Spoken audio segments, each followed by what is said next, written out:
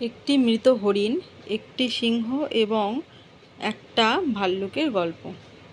এক সময় জঙ্গলে একটা সিংহ একটা হরিণকে দেখতে পেয়ে তাকে ধরার জন্য তার পিছন পিছন দৌড়লো।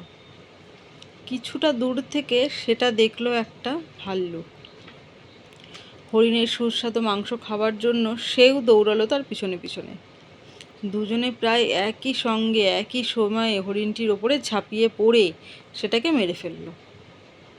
এখন কে এই হরিণটাকে অধিকার করবে সেই প্রশ্ন নিয়ে দুজনের মধ্যে শুরু হয়ে গেল প্রাণঘাতী লড়াই।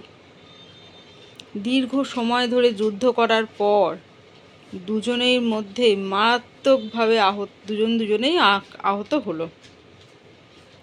তাদের এক চুলও নড়াচড়ার ক্ষমতাই রইল না।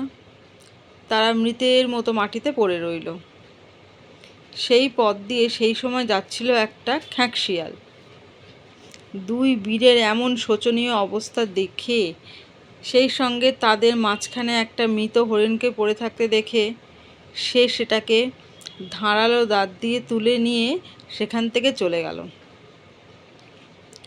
এরপর নড়তে চড়তে অক্ষম সিংহ এবং ভাল্লুক পরস্পরের শত্রুতা ভুলে দুজনকে বলল, আমাদের কি দুর্ভাগ্য, আমরা হরিণটা পাওয়ার জন্য এতই লড়াই করলাম কিন্তু কেউ ওটাকে খেতেই পেলাম না।